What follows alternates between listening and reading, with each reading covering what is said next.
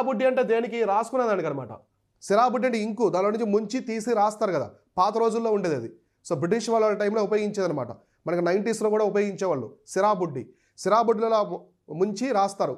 మనకి ఈకలు ఉంటాయి కదా, పక్షులకు ఈకలు, వాటితో. కాబట్టి ఈ ఇంకుబాటు ఏ యొక్క సింధు ప్రదేశంలో, మనకి సింధు నాగరికత ఉందన్నమాట, ఏ యొక్క సింధు ప్రదేశంలో ఈ యొక్క ఇంకుపాటు దొరికిందని అడుగుతున్నారు.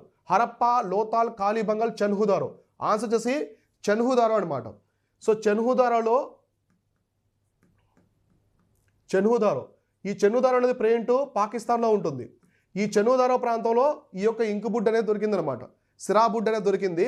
అలానే ఇక్కడే మనకి లిప్స్టిక్ కూడా దొరికింది అనమాట, లిప్స్టిక్ కూడా. సో లిప్స్టిక్ కూడా ఈ ప్రాంతంలో దొరికింది.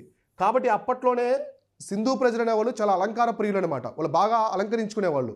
అందుకే అప్పట్లో ఎక్కువగా బీడ్స్, పూసలు ఇవన్నీ ఎక్కువగా ఉండేవి. వాళ్ళ అలంకరణ ఎక్కువగా వస్తువులు ఉపయోగించేవాళ్ళు. అప్పట్లోనే మనకి చాలా రకాల బీడ్స్ మేకింగ్ అవన్నీ ఉండేవి. ఈ చన్హుదారో అనేది ఒక పారిశ్రామిక పట్టణం అనమాట. సో ఇండస్ వ్యాలీ సివిలైజేషన్లో ఒక ఇండస్ట్రియల్ సిటీ. సో ఇది పారిశ్రామిక పట్టణం అంటే దేనికి ప్రధానంగా అంటే హ్యాండీక్రాఫ్ట్స్ అనమాట.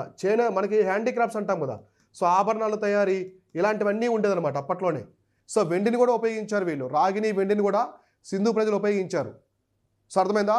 ఈ సింధు నాగరికత గురించి హిస్టరీలో చాలా నీట్గా ఎక్స్ప్లెయిన్ చేస్తాము మన మాడ్యూల్లో.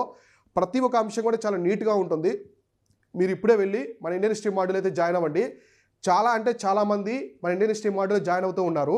ఎందుకంటే మనం ఇచ్చిన ఫ్యాక్ట్స్ కావచ్చు, కాన్సెప్ట్స్ కావచ్చు, ఎలాంటి ప్రశ్నలు ఇచ్చినా మీకు ఎగ్జామినేషన్లో మీరు వాటిని బీట్ చేసే విధంగా తీసుకురావడం జరిగింది.